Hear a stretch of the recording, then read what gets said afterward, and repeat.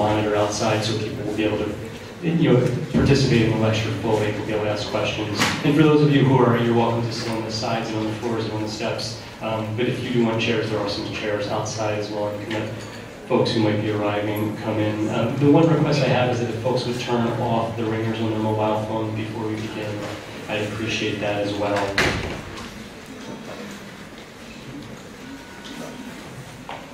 It's my distinct pleasure to introduce distinguished visiting professor John Carlos Rowe, USC Associates Professor of the Humanities and Professor of English and American Studies and Ethnicity at the University of Southern California, to deliver the 7th annual Edward Said Memorial Lecture. Edward Said was born on November 1st, 1935 in Jerusalem, Palestine, and the lecture is given on his birthday. This is the 7th Said Memorial Lecture at the American University in Cairo. The first was delivered by David Damrosch of Columbia University, the second by Barbara Harlow of the University of Texas, the third by Professor Cornel West, the fourth by Terry Eagleton, subsequently by Rocus DeGroot. Last year was Judith Butler, and today we're joined by John Carlos Rowe. I want to also acknowledge the occasion by giving to Professor Rowe on behalf of the Department of English and Comparative Literature a copy of Aleph 25, which is a special issue of the annual journal that's actually available for sale at the AUC Press bookstore table outside. It's an issue devoted to Edward Said.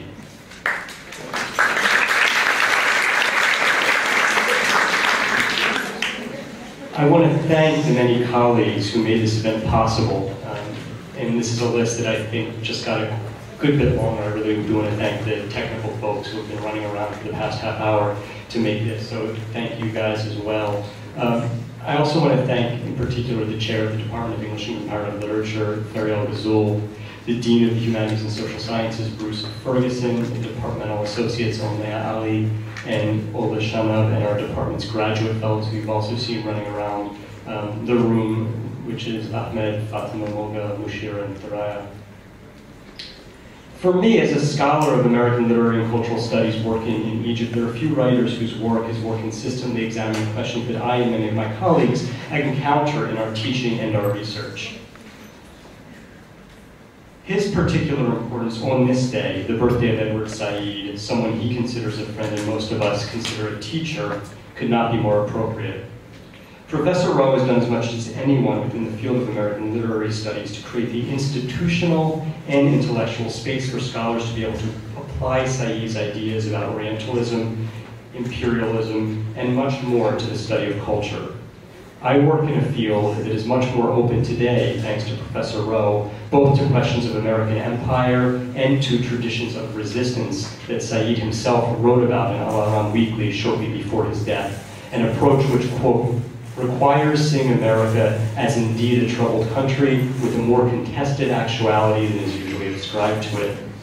The contestations that Said described are taking place in US public squares today in unexpected ways that are explicitly and implicitly in conversation with the contestations that have occurred since January in the streets right outside this room and which remain ongoing 9 months later.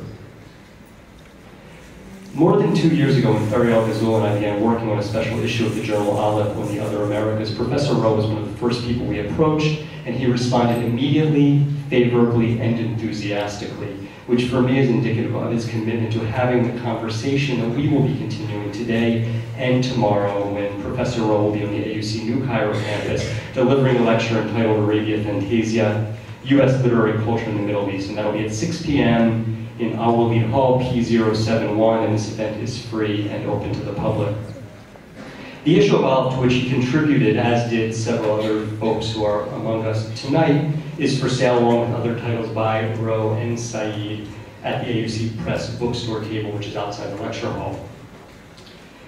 John Carlos Rowe has served as chair of the Department of American Studies and Ethnicity at the University of Southern California and was professor of English and Comparative Literature at the University of California, Irvine from 1975 to 2004, where he was a founding member of the Critical Theory Institute. He's published more than 150 scholarly essays and critical reviews, and I was going to read all the names, but due to the time constraints, I won't. But he's the author and editor of close to 20 books, and I won't even read you all the names of those. But they include Through the Custom House, 19th Century American Fiction and Modern Theory, At Emerson's Tomb, The Politics of Classic American Literature, Post-Nationalist American Studies, Literary Culture and U.S. Imperialism from the Revolution to World War II, The New American Studies, Afterlives of Modernism, Liberalism, Transnationalism, and Political Critique, and his latest book, The Cultural Politics of the New American Studies, which has just been released as one of the inaugural titles of the Open Humanities Press. This evening's lecture is entitled American Orientalism after Edward Said. Please join me in welcoming Professor John Carlos Rowe.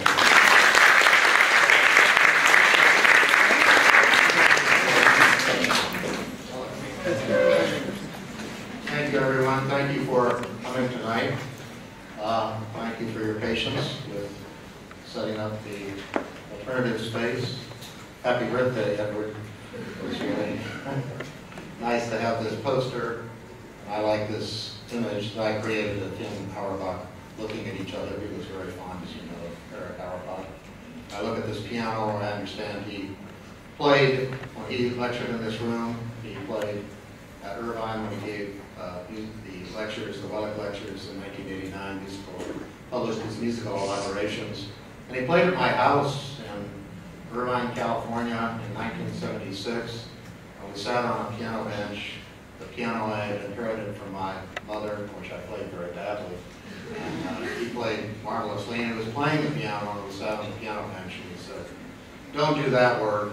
I won't tell you what I was doing. Do this work," another project that I was doing, which basically ended up being literary culture and U.S. imperialism. So he was very influential to me and a very dear friend. So it's a great honor for me to be here, and I thank everyone from the president, the provost, the dean, the chair of the department, Ira, all the people I've met in the last few days who have been so kind to me and shown me Cairo, this really amazing city, at this amazing time. So I will read. I apologize, but I do have a PowerPoint, and I won't read too long. I hope I'll try to stop digressing as I'm doing now. So I have a few formal anecdotes built into the paper, my memories of Edward, but I'll get to the substantial material which he would want me to get to quickly. I begin with an epigraph from Edward's The World, the Text and the Critic in 1983. He's thinking about Eric Auerbach. How did exile become converted from a challenge or a risk, or even from an active impingement on Eric Auerbach's self, into a positive mission whose success would be a cultural act of great importance? Obviously a question that he asked himself and which he realized quite beautifully. When my good friend Edward Said died on September 25th, 2003, I was invited by Marita Sturgeon, the editor of American Quarterly, to write an essay about his legacy in my own field, which is American Studies. Edward Said and American Studies appeared in the March 2004 issue of the journal. Although I want to talk this evening about American Orientalism in the aftermath of Said's death, and to a certain extent in the aftermath of his famous theorization and interpretation of European and American Orientalism, I would like to begin by recalling a few aspects of our friendship. I first met Edward in 1976 when he came to the University of California, Irvine, for what turned out to be one of many visits over the next 25 years. He was invited to Irvine primarily as a critical theorist, first by the School of Criticism and Theory, which was founded by my colleague Murray Krieger, and later by the Critical Theory Institute, a research group organized at Irvine in the early 1980s for several occasional lectures, short seminars, and the Rene Wellick Library Lectures, which Edward Said delivered in 1989. Several of the faculty members in the Critical Theory Institute, including Jacques Derrida, Jean-François Lyotard, J. Hillis Miller, and Wolfgang Iser, were also in comparative literature. And at that time, the department, like this department, was a department of English and comparative literature. So Said's lectures and seminars usually drew a good proportion of critical theorists and comparatists. Of course, comparative literature and critical theory were closely related at Irvine between 1975 and 2005, which may have been one of the many reasons we felt such very close intellectual and personal ties with Edward Said. When Said delivered his Wellick Library lectures on May 9th, 10th, and 11th, 1989, he was Parr Professor of English and Comparative Literature at Columbia, a fact lost on many people who viewed him primarily as a comparatist and critical theorist. Said's 1964 doctoral dissertation at Harvard was on the letters and short fiction of Joseph Conrad, and his subsequent writings include numerous essays and book chapters on major figures in 19th and 20th century English literature. Shakespeare, the list is a long one, but just some of the famous ones: Shakespeare, Milton, Defoe, Swift, Samuel Johnson, Sterne, Fielding, Blake, Austen, Wordsworth, Keats, Coleridge, George Eliot, Dickens, Gissing, Arnold, Hopkins, Hardy, Wilde, Shaw, Yeats, Conrad, Ford Not Explored, Kipling, Joyce, T.E. Lawrence, and Orwell appear frequently in his books and essays. Even that partial list indicates both Said's thorough education in the elite literary culture of the modern Anglo-American university, often identified very loosely with F.R. Leavis's book, The Great Tradition, in 1948, and the social criticism on aesthetic ideology he drew from Swift, Sterne, Dickens, Gissing, Wilde, Shaw, and Conrad. Yet when considered in terms of his contributions to my own field, American Studies, and its subfield, American Literary Study, Edward Said does not appear to figure centrally in fields secondary to his formal education in English and his increasing focus on non-European cultures, especially those constituting the Arab world, from Orientalism in 1978 to the end of his career. Said refers frequently to T.S. Eliot and Henry James, especially in early work like Beginnings, Intention, and Method from 1975, but he treats both authors in keeping with the post-World War II, their post-World War II incorporation into the English literary tradition. Of the relatively few U.S. literary authors Said treats at any length, he quickly focuses on their scholarly reputations as representative Americans in order to link their Americanness with the quest for world sovereignty. Said's criticism of U.S. imperialism, especially in the Middle East, is the real basis for the claim several of us have made for him as a scholar activist of American studies. A scholar of great intellect and ego, Said was also the first to insist we should not venerate our predecessors, but always locate them historically. Much as Said admired Erich Auerbach, whose courageous exile during World War II inspired Said, he still criticized Auerbach for his neglect of the Middle East, even as Auerbach wrote his great work, Mimesis, while living in the region. Said's criticism of Auerbach might also be applied to the field of American studies in Said's lifetime, insofar as that discipline has paid relatively little attention to Arabic and Islamic cultures until quite recently. On the mere evidence of Said's extensive work on U.S. imperialism in the Middle East, ranging from Orientalism through Covering Islam, 1981, and Blaming the Victims, 1988, to Out of Place, his memoir from 1999, scholars in American studies ought to have undertaken the more concerted study of relations between the United States and the Arabic and Islamic worlds that are just today beginning to have an impact. Said was indeed out of place in the United States in this regard, insofar as his regular columns in Arabic journals, including Al Aram Weekly here in Cairo, were virtually unknown in U.S. scholarly circles.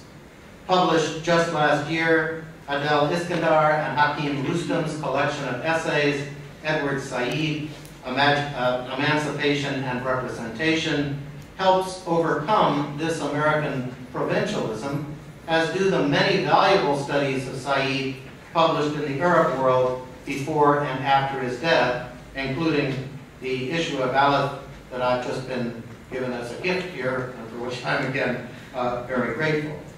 Of course, the phrase ahead of his time applies more accurately than out of place to Said's actual anticipation of the new scholarly attention in American studies devoted to the Arab and Islamic worlds. My friendship with Edward Said was deeply academic and professional, which to some may seem a cold way to describe personal relations. But for me, it possessed a purity that transcended friendships based on the trivialities of everyday life, on chance occurrences and serendipitous meetings.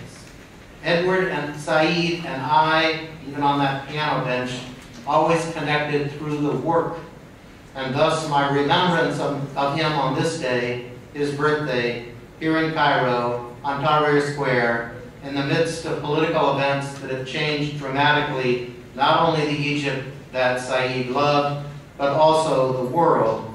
My remembrance must be true to the great lesson he taught me: criticize your teachers.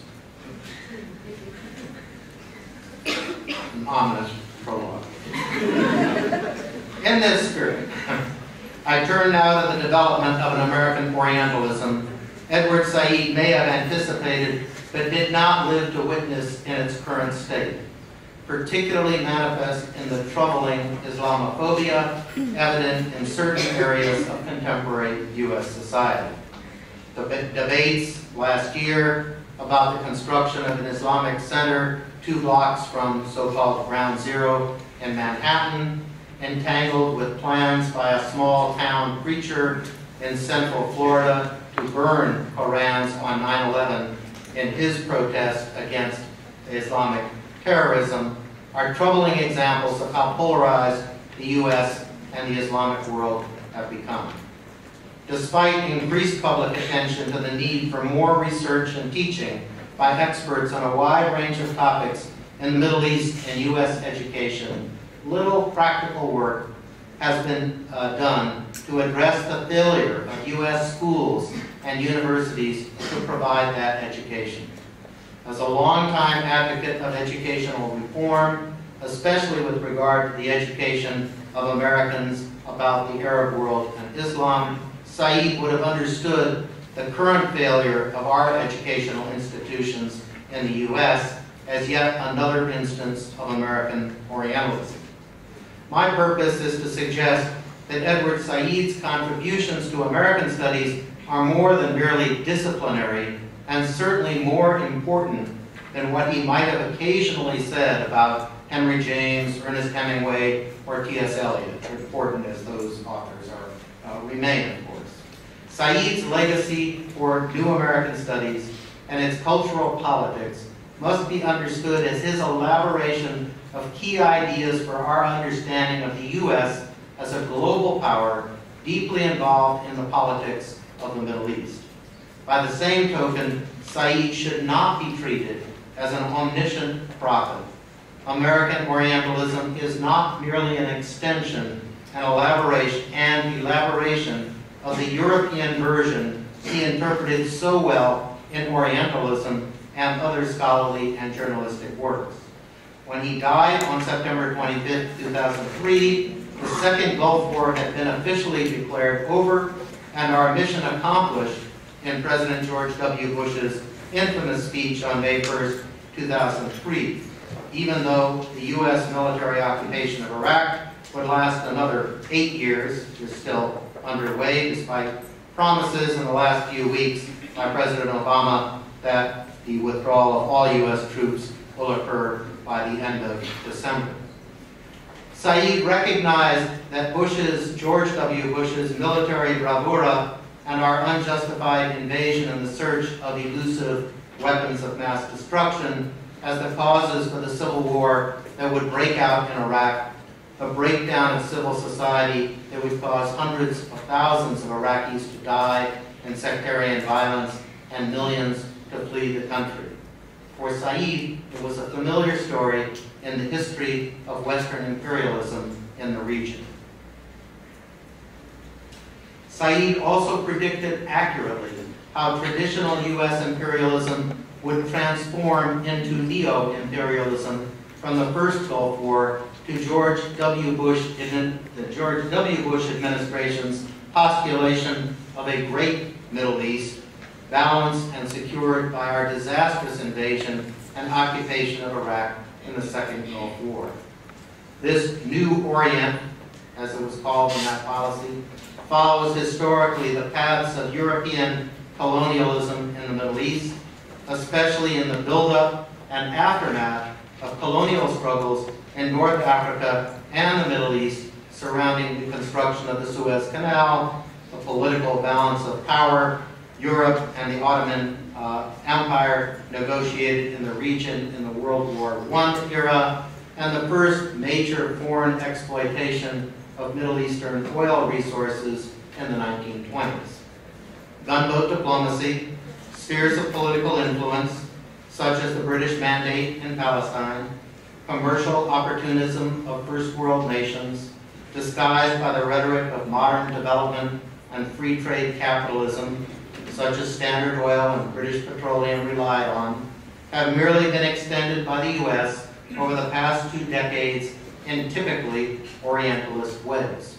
No blood for oil, we demanded in demonstrations around the world in 2003, and it was by no means a naive slogan.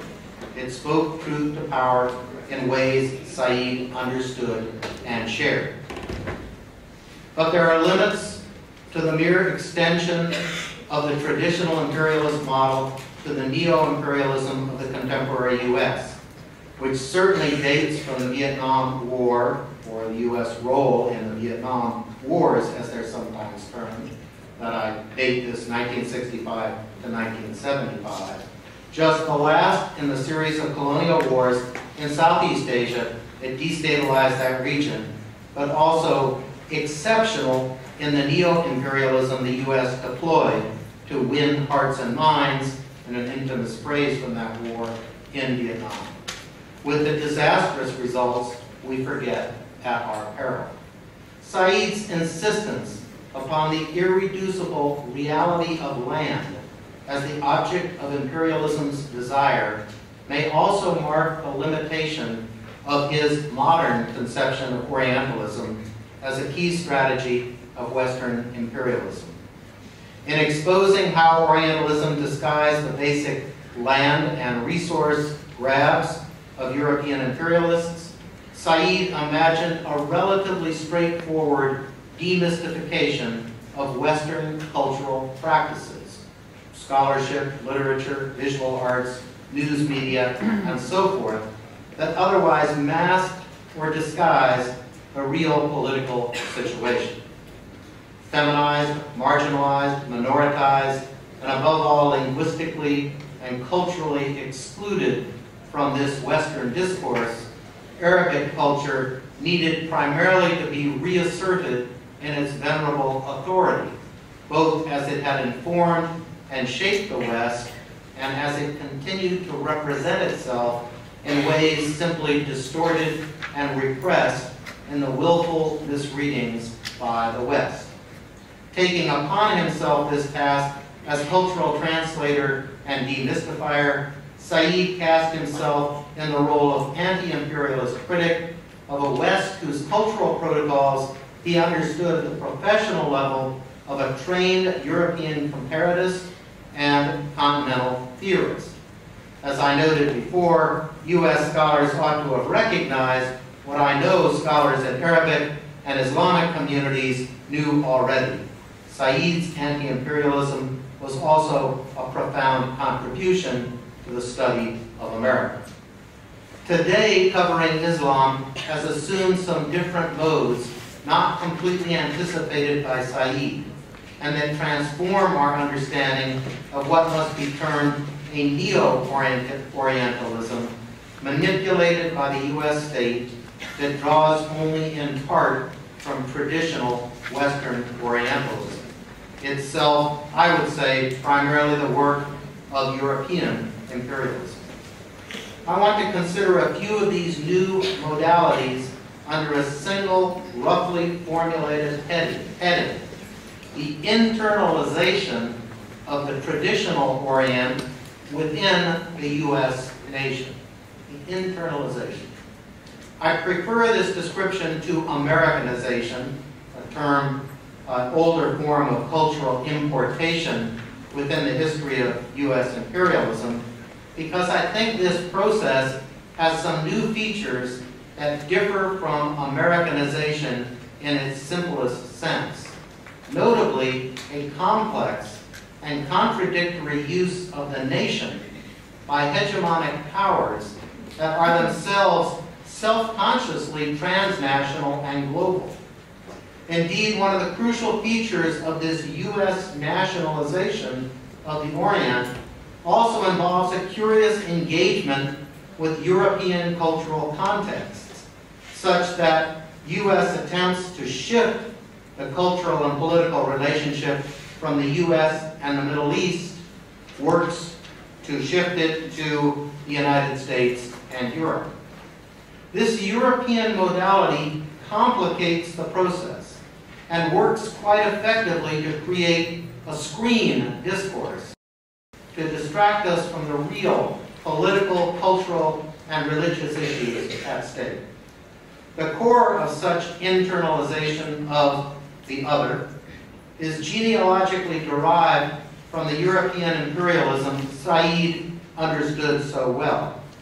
In Orientalism, of course, he analyzes brilliantly how 19th century European Orientalism works by projecting Europe's own unconscious anxieties about the foreign, the feminine, the sexual, the racial, and the irrational other onto other peoples and cultures occluded by this European fantasy. However much Said objected to deconstruction and post-structuralism in general, and on that piano bench, that was what he was telling me not to do. He deconstructed these others to expose the European psychosis, whose principal symptom must be its incurable, unsatisfiable imperialist desire. But Said's criticism of Orientalism reaches its limit when confronted by such cultural productions as John Walker Lind, the so-called American Taliban, and Azar Nafisi, the American Iranian, whose reading Lolita in Tehran, a memoir and books, 2003, was a national, actually an international bestseller. John Walker Lind is the convicted and imprisoned enemy combatant, legally not a terrorist, or else he would have been sent to Guantanamo, probably untried at this very moment, who was captured in Afghanistan during the early stages of the U.S. invasion in 2001 and sentenced by a U.S. court to 20 years in prison. Azar Nafisi, a distinguished writer, has gained a wide international following with special popularity in the United States as a new patriot for both U.S. and dissidents both outside and inside Iran, representing perhaps a nearly inconceivable transnational entity, American Iran. I want to use John Walker Lind and Azar Nafisi to exemplify the neo-Orientalism Said did not quite comprehend, but who nonetheless emerged as widely discussed public figures while Said was still alive. So I go back this far for that reason. To be sure, in the wildly accelerated pace of contemporary media representations, Lind and Nafisi appear to be old figures. But it is just their liminal status in making visible U.S. neo-imperialism it warrants my attention to them. Lind draws the New Orient into the otherwise disparate field of domestic terrorism, condensing a wide range of so-called domestic terrorists, David Koresh, Timothy McVeigh, Ruby Ridge, Idaho secessionists, with American popular fantasies of Middle Eastern and Islamic radicalism. Today, that relation has transformed to include left politics, anti-imperialist struggles in the anti-Vietnam War movement, and thus tacitly the anti-war movements against the wars in Iraq and Afghanistan. You will remember Sarah Palin's resurrection of Barack Obama's association with William Ayers during the 2008 presidential campaign.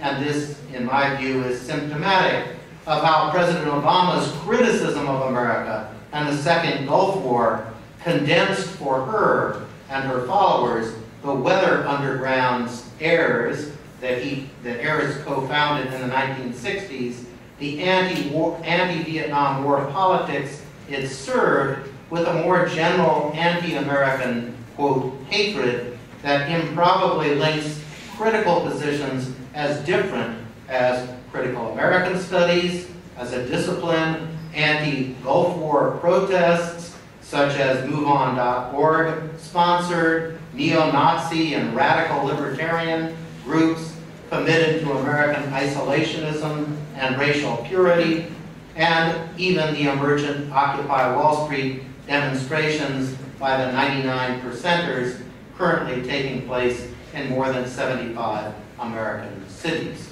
An odd list, to be sure. Lind posed a threat to U.S. state authority because he refused the democratic and national universe of discourse. As a consequence, he had to be ideologically neutralized by infantilizing him and offering him a lenient sentence that further testified to his adolescent rebellion against his middle-class parents, against San Francisco and Berkeley permissiveness, and other symptoms of a post-Vietnam War generation that could not adequately parent because its members had themselves never grown up.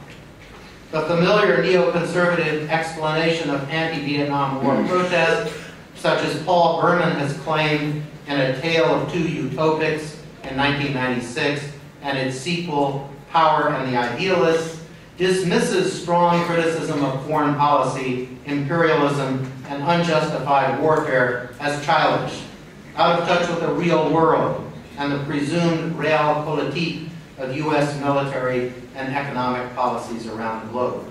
To be sure, the conflation of the Orient, Yemen and Afghanistan in the case of Lind, with infantilism recalls sophisticated Hegelian theories of historical development from the infant East through the adolescence of Egypt to Greco-Roman young adults and the full maturity of German idealism, including, of course, Hegel himself. Lind's domestication of Islamic radicalism turns on his adolescent rebellion against Western modernity and development, a regressive gesture through which he displaces and incorporates Arabic, Afghani, Yemeni, and other Oriental social institutions and Islam, embodying this new Orient in the uncanny figure of the bearded Bay Area youth in the U.S. courtroom, the figure on your right, once again confusing anti-Vietnam War hippies with radical Islam. In case you think that John Walker Lind's narrative is a bit of forgotten popular culture in the early stages of the U.S. military invasion of Iraq and Afghanistan, I want to suggest that Lind provides a national prototype that regulates the more recent rationalizations of such acts as the military assassination of Anwar al-Awlaki and, excuse me, I lost my place, by means of a U.S. drone missile fired in Yemeni sovereign territory, and Nidal Malik Hassan the U.S. Army psychiatrist accused of the Fort Hood, Texas shootings on November 5, 2009, and connected closely with al-Awlaki. Although both are U.S. citizens, neither al-Awlaki nor Malik Hassan have been nationalized in precisely the same ways as John Walker Lynn, but instead relegated respectively to foreign terrorist and unstable psychotic. Despite efforts by al-Awlaki's father to claim his son's civil rights as a U.S. citizen, President Obama declared in 2010 al-Awlaki's assassination as a legitimate goal of the U.S. war on terror. In terms of the cultural narrative I see initiated by John Walker Lynn, Anwar al-Awlaki constitutes the irreducible foreignness of a terrorism that can only be addressed by military force, whereas Lynn appears American and thus reformable, instantiating a host of social and cultural problems we need urgently to address, as much work in popular culture would do after Lynn's arrest and during his trial. Nidal Malik Hassan poses yet another variation in which his Americanness, undeniable, can only be regulated by way of an absolute judgment of insanity, rendered especially ironic when we consider his professional training as a psychiatrist and his daily work in treating military personnel suffering from post-traumatic stress disorder. I will let you think of your own variations on this cultural model of the nationalization of the international in the U.S. neo-imperialism I've been analyzing here, including its logics of inside and outside. I want to remind you that such cultural games have real consequences as the concrete actions taken against these three historical figures indicate. Another version of this misrecognition is the emigre Iranian writer Azar Nafisi, whose authority in reading Lolita in Tehran from 2003 is presumed to be that of a native informant, familiar with the political and social history of Iran in the aftermath of the Shah's rule. Nafisi is, of course, just one of numerous emigre writers who have capitalized on such eyewitness accounts, including the equally celebrated Khaled Hosseini, whose The Kite Runner of 2003, same year of publication, is supposed to give us an insider's view of Afghanistan from the pre-Soviet era to the Taliban's rule. Of course, eyewitnesses should always be judged skeptically, especially when we are considering politically conflicted societies irreducible to a single representative perspective. Often enough, the actual authority of the non-Western native is Western, threatening native credentials. Nafisi's authority is actually that of the PhD in English literature she earned from the University of Oklahoma and Norman, not her ability to do the sort of social ethnography of modern Iran we identify with the new cultural geographers and anthropologists. Traditional imperialism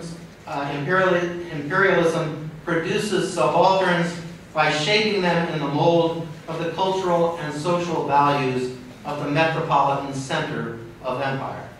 Nafisi and Hosseini carry this tradition further by adopting those values in active ways to construct a representative Iranian American and Afghani American, each of whom represents the utopian ideal of citizenship for Iran or Afghanistan after so-called democratization. Of course, the political precondition for such democratization is military invasion and occupation, so that such utopian fantasies are always already predicated on U.S. imperial expansion. Although both Nafisi and Hosseini represent traditional assimilationist ideals, neither works to forget his or her native culture as assimilated minorities are presumed to do. Instead, these new subalterns actively construct fantastic Iranian and Afghani cultures inside the United States, both in their English language books and among their primarily Anglo-American audiences, and in their special valorization of Iranian or Afghani refugee communities in the U.S. as models for those who will eventually return to their homelands.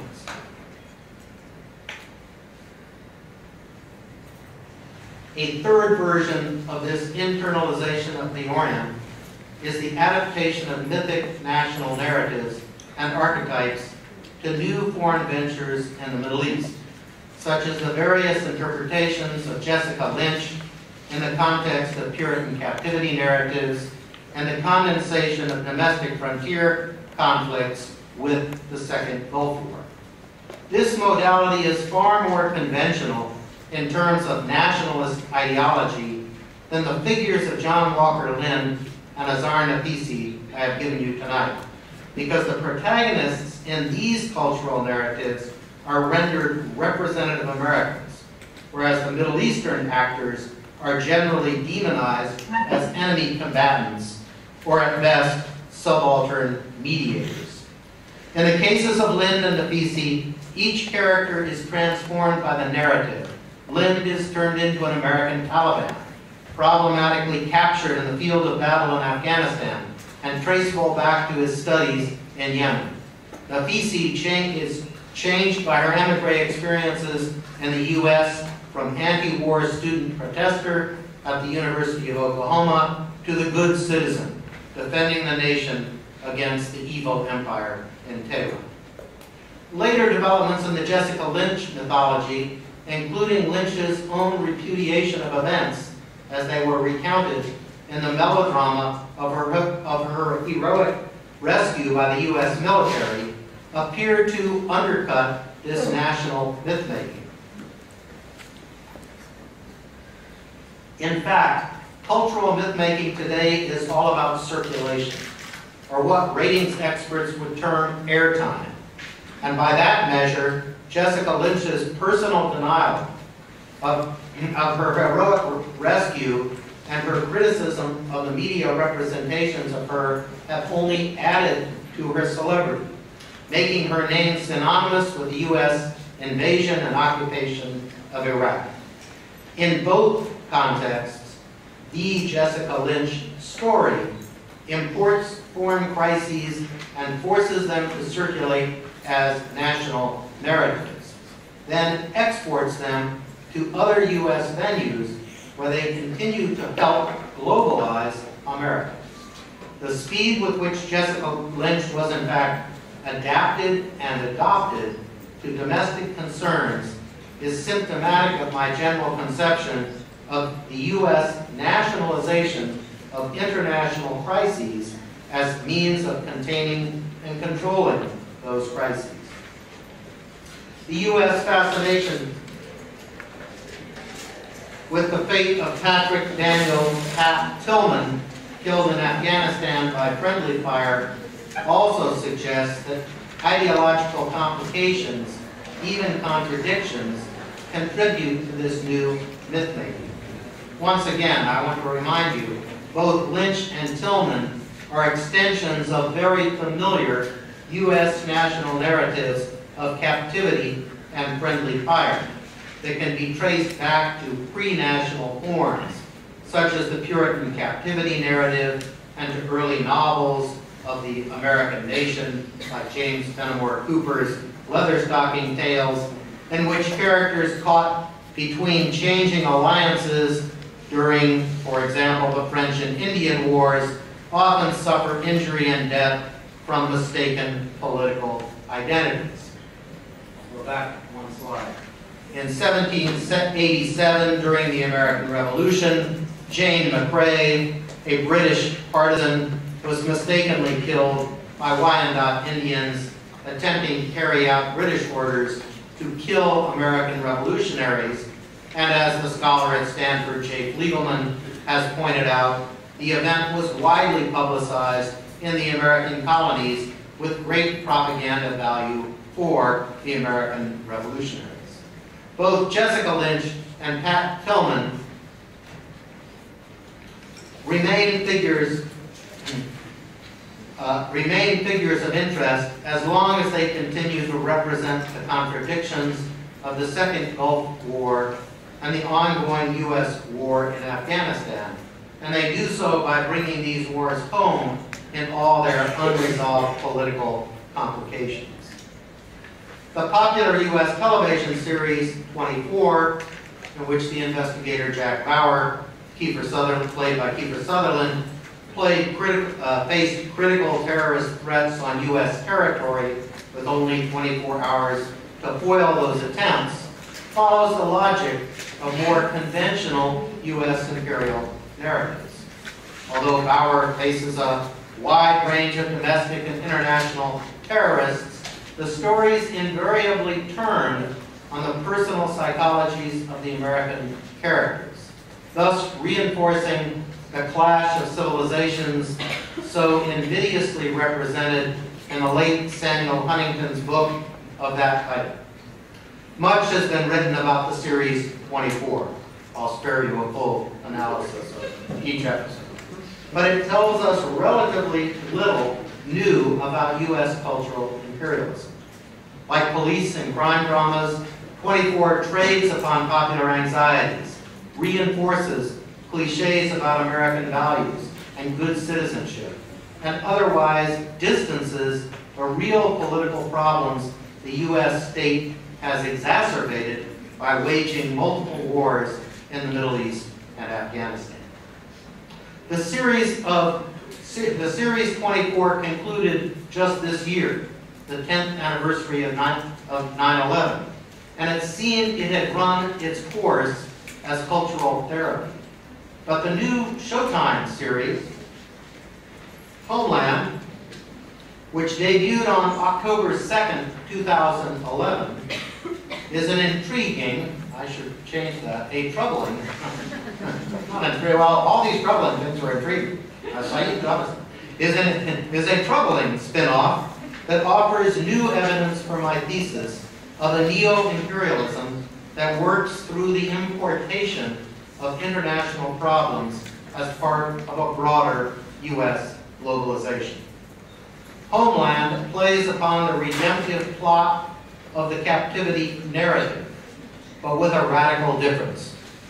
U.S. Marine Sergeant Nick Brody, played by Damian Lewis, viewed on your right, returns home after 8 years of enemy captivity in Afghanistan.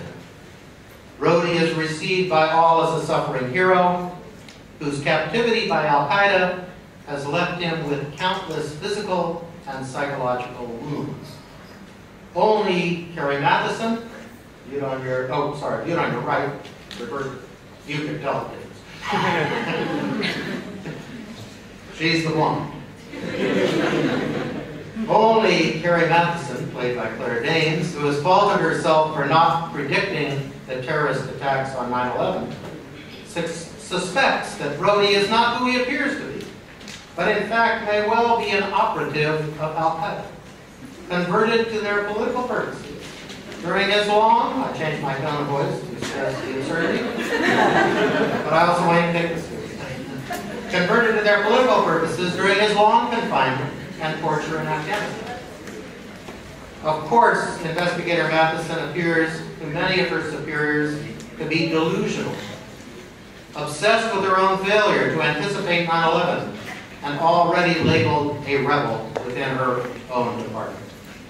The details of this new series are just being worked out in the first few episodes, but the broader outlines are clear.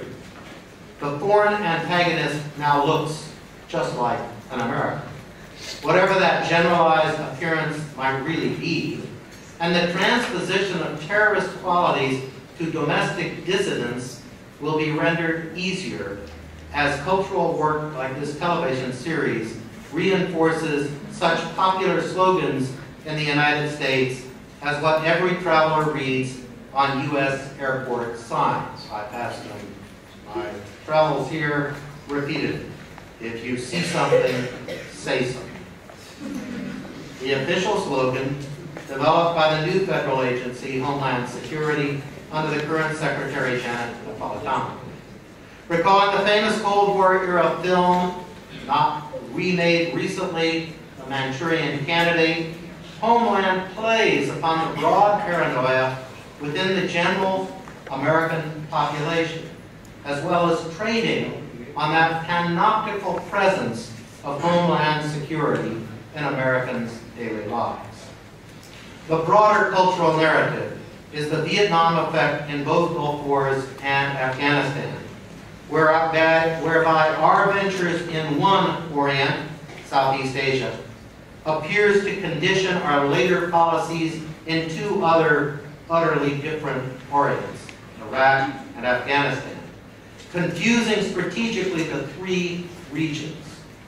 The Vietnam effect says it is all about us, Americans, not them, whoever they may be, whether Iraqis, Afghanis, Vietnamese, Laotians, Cambodians, so that we can readily transfer key terms, the operative metaphors of imperial poetics, from one domain to another without experiencing any kind of cognitive dissonance or unease. Quagmire, Vietnam, the First Gulf War. Dominoes, Southeast Asia and Afghanistan, Pakistan. Yellow ribbons, prisoners of war missing in action in the Vietnam era, and Vietnam veterans of America and Gulf War vets. PTSD, post-traumatic stress disorder. Agent Orange and Gulf War syndrome. All of these terms overlapping different historical and political crises. Of course, these social psychological practices of projection and substitution are crucial to 19th century European Orientalism, which began with its own fantasies of the exotic East and substituted such fictions for regions neither Eastern nor Oriental. The difference of the new Orientalism is a self-conscious importation of these fantasies. In the 19th century imaginary, distance was a crucial factor, which preserved the exoticism of distant lands and peoples, especially important when people from those lands had emigrated from the to the metropolitan centers of the empire. But today, U.S. neo-imperialism depends on rendering familiar the distant and exotic, especially their imaginary qualities, incorporating them into that powerful U.S. myth of assimilation. We have to add to this formula the equally powerful myth of the U.S. as a settler society, whose social values have been shaped by immigrants. Of course, the conventional claim to the U.S. as exceptional in this regard ignores the fact that, in truth, virtually all societies are shaped by immigrants, as long as one goes back far enough. The difference is how the uniqueness of U.S. settler society has been used not only to ignore indigenous rights and history, but also to treat other sovereign nations and peoples in this era of globalization. The old British fantasy of the English world, in which everyone within the British Empire would speak English and behave according to the British standard of civil society, has metamorphosed into the U.S. imaginary of an end of history, when everyone will come to America to realize his or her destiny. And of course, by implication, America will be everywhere. In this dystopic view, Americans are encouraged to look inward for our domestic problems, to work through foreign policy issues in anticipation of those foreign problems coming to them. As Americans are warned, they will. It is this fantasy of American universality, too often the model for new cosmopolitanisms, including, I think, Said's own, that tells us U.S. neo-imperialism is not so much about land, natural resources, even global economic or military power, but it's primarily about a national identity we still can't define. The new Orientalisms are multiple, overlapping, and strategically confusing, enabling their authors to substitute foreign policy discussions for any genuine historical discussion of Vietnamese, Iraqi, Israeli, Palestinian, Lebanese, Afghani peoples. Go on from there. The irony of these cultural processes of internalization, domestication, and displacement is that they take place through a U.S. national model that has never been more fragile. Excuse me, I put together fragile and fictional. Fragile, I just said. Fragile and fictional. Getting ahead of myself. Fragile and fictional. Fragile is pretty good. So fragile national. Oh, fragile and fictional. Irrelevant as it is to the global state power wielded by a state through transnational coalitions, U.S. allies in the greater Middle East, oil interests in the Black Sea neighborhoods of Afghanistan, and global capitalism's dependency on Chinese modernization and development. President Barack Obama's administration has attempted to create an image of more cooperative international relations and a less militant foreign policy. Of course, the famous Cairo speech is evidence of that. Even as the U.S. continues to wage wars in the name of U.S. national security, in keeping with the policies of Presidents George H.W. and George W. Bush, that the U.S. should police the new world order. The Obama administration's new foreign policy and international image still depend upon a vigorous American exceptionalism. And Barack Obama is ironically the most eloquent defender of that exceptionalism we have had in recent years.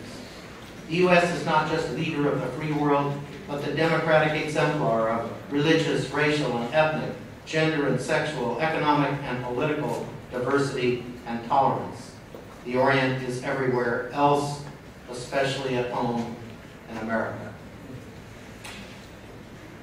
Turn my conclusion. What would Edward Said have made of such neo-imperial complications worked through a cultural narrative that is closer than ever to the geopolitical interests of the United States?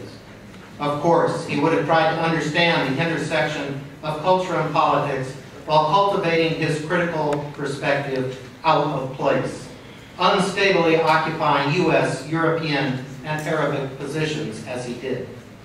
Although Said addressed the work of the media in covering Islam, he was uncomfortable with popular culture.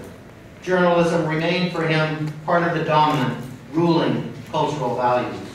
Television shows, such as I've talked about tonight, popular films, internet sites, blogs, Twitter, all shaping many cultures in his lifetime, rarely drew his attention. The social networking sites like Facebook, so celebrated for their parts, modest though they may have been, in the January 25th revolution here in Egypt, would have interested him, of course. But he remained a text-bound intellectual who did not anticipate the speed and complexity employed by the new media. Edward Said wanted us to identify his intellectual horizons, which I do with the greatest respect and affection. What was unlimited in Said's work and vision was his profound awareness of how we as individuals can counter the state-driven imperial desire, whether traditional or new. Whatever the forms of interpolations, however disempowered by military, economic, and political forces overwhelming us, we can still see, think, interpret, speak, write, and finally act. Americans have witnessed such agency in the January 25th revolution here in Egypt, as well as in the so-called Arab Spring that continues to spread throughout North Africa and the Middle East, influencing profoundly the Occupy Wall Street movement and its self-proclaimed coalition with activists in Egypt, Tunisia, Libya, Syria, Bahrain, Iran, and Palestine, who have shown us the way in our American autumn. The phrase American autumn is strategically ambiguous, unlike the Arab Spring. On the one hand, it means we are reaping the harvest of our relentless U.S. imperialism of more than 2 centuries. reaching an end to geopolitical power used irresponsibly. On the other hand, it means that in such an end may be a new beginning of shared wealth and new transnational power, dedicated more to social justice than to domination. At the end of history, Hegel imagined knowledge takes wing with the owl of Minerva. Edward Said, who loved that quote, by the way, knew that such an end is only temporary, a beginning of a new narrative that might help us today transcend the limitations of the discrete nation-state and its need to conquer others. Thank you very much.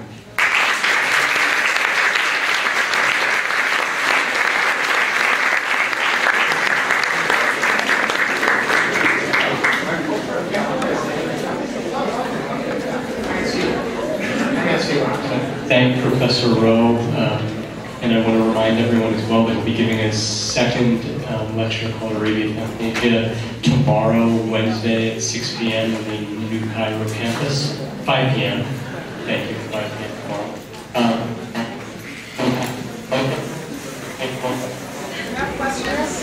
Questions?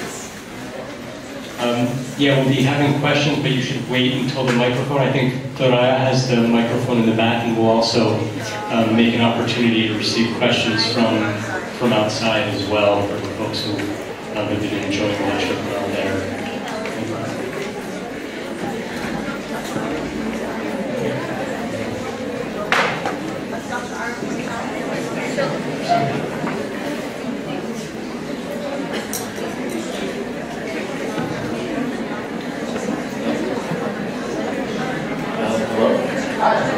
Thank you very much, Professor. I very much enjoyed the lecture. And I just wanted to ask a question about these popular programs we saw, such as Homeland, because it absolutely takes these fears and these narratives. But on some level, these concerns are real. They are legitimate. There are tangible threats to American security from inside the United States. So how do you kind of balance this uneasiness of neo-Orientalism with these very legitimate concerns? How do you balance these sensationalized, politicized narratives with actual concerns, with people's actual need to prevent another terrorist attack?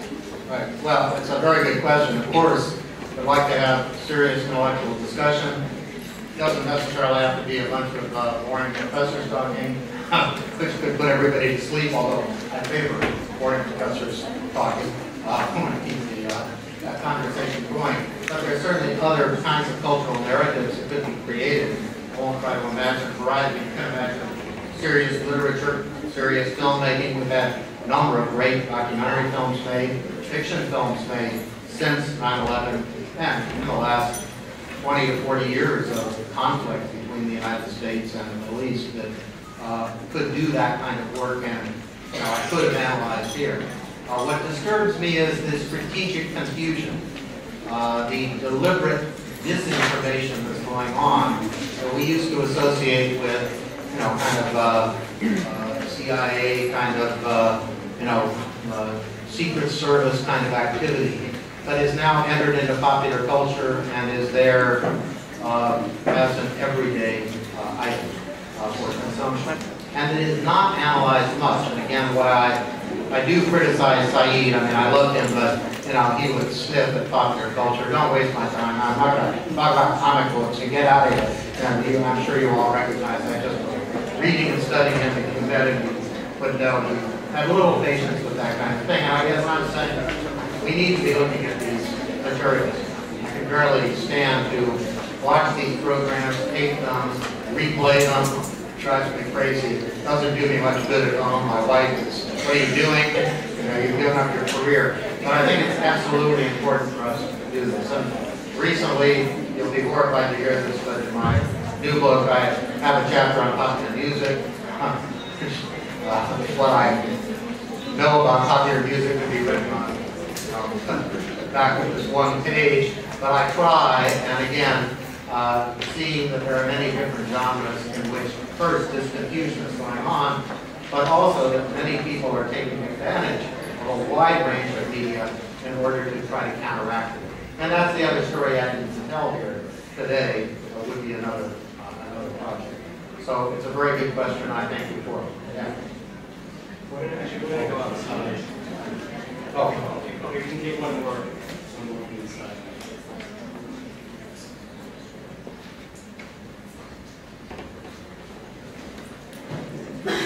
Concerning New Orientalism and Old Orientalism, popular culture, how would I Dream of Jeannie fit into this? I actually wrote about I Dream of Jeannie in the New American Studies, which is available on the desk outside. But I'll give you a copy. You don't have to buy one. In the discussion of I Dream of Jeannie, I wrote about it long before either Gulf War. But clearly, what's going on in Jeannie was an effort in that period of popular television to contain the power of the feminine in the period of women's rights activism. Of course, it was played through the NASA space program, and the NASA space program was promoted as unequivocal good of science, technology, and again of American nationalism. Jeannie's magic makes her, it's been so long since I wrote this that I can't even remember the character's name, but Larry Hagman, forgive me, the character who plays her, I guess not husband, it's boyfriend, in the series. It gives him the aura of supernatural power with others in the space program. Sometimes for comic effect, but often overall to bolster his authority and his appearance. And of course, he's a typical good American. So I'm sorry for this very thumbnail sketch, but the other point that I made in that chapter on I Dream of Jeannie and also Bewitched, which would be the other competitive program at the same time, was that the powers of television were identified with the feminine. You remember Elizabeth Montgomery in Bewitched, I can't do it. That's why they never gave me the part. But wiggling her nose, when she wiggled her nose, the special effects were the magic of television, made possible by television. So television legitimated itself by way of an emerging power that women had as a result of National Organization for Women, political organizations, co-opted it and subordinated women in that particularly, in I Dream of Jeannie, the particularly Orientalist fashion of her bizarre, ridiculous, Orientalist costume and situation, which I should have begun with because that's really where the question was going, correct? So I'm sorry for those somewhat scattered remarks, but I thought a lot about this at that particular moment.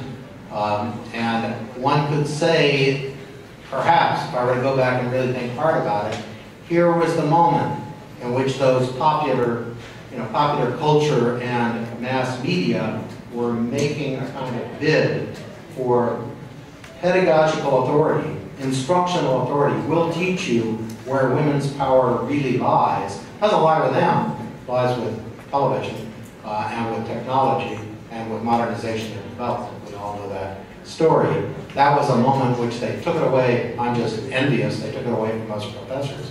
But my joke covers the fact that I do think there was a serious moment in which television tried to claim authority for the navigation, negotiation of social and political problems. Not to good effect overall, even though, back to the first gentleman's question, we could find good examples in that same period that were trying to do work of addressing changing social behavior and values, but that television was confusing things for its own gain. A form of televisual neo-imperialism. Oh, how's that? Okay.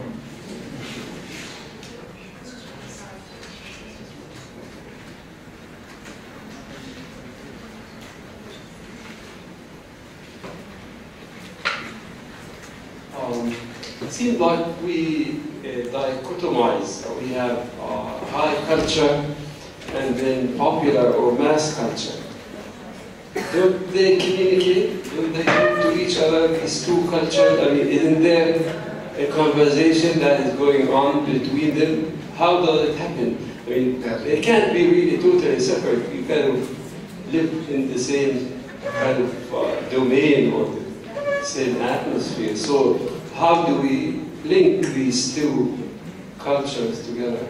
Well, I'll give you a pretty negative answer, and then I'll go back to maybe a more positive one, and I'll try to be shorter than I've been. But the first is, I didn't do a full analysis of Nafisi in this talk. Written on Nafisi in some detail on reading Lolita and Tehran. And in my new book, I take up the more recent title, Things I've Been Silent About by Nafisi. But I won't repeat all of that. I'll just say the one point that should be made about reading Lolita and Tehran is that her argument really depends upon the appropriation of the Anglo-American literary canon. I mean, remember the title. It's Reading Lolita and Tehran, and the great figures in the book. I mean, it's a book of literary criticism. I was astonished when it was a bestseller. I mean, sort of old-fashioned literary criticism on Jane Austen, on Henry James, on Vladimir Nabokov, on Saul Bellow. These are all part of high culture. Maybe I was, again, envious. How do you get away with this and have a bestseller writing about these authors when I can barely, get my students to be interested in them any longer?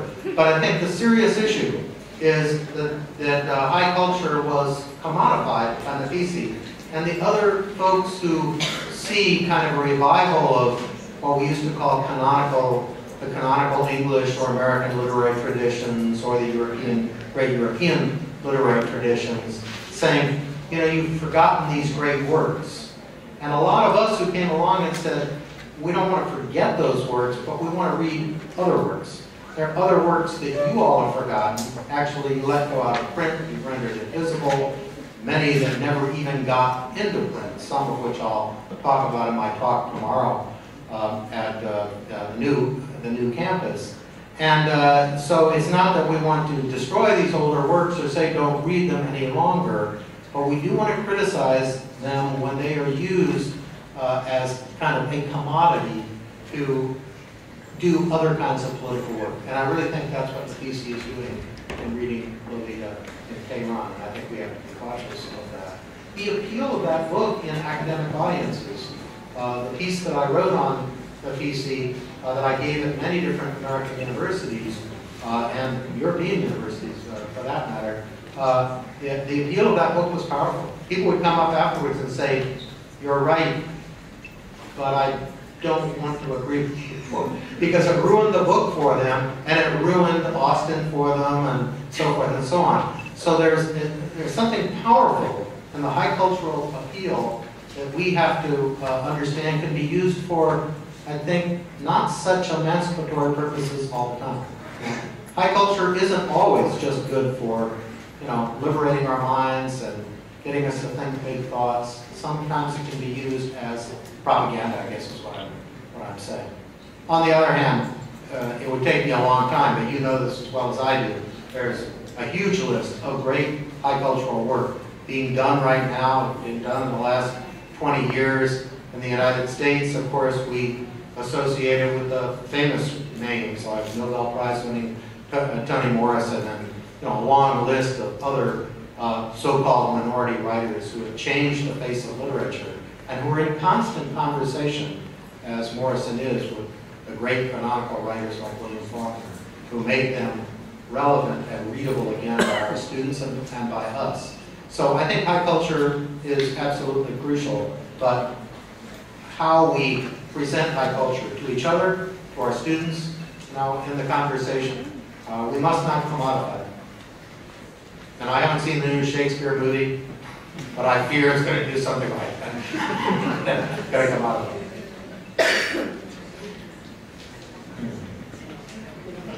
Are there other questions?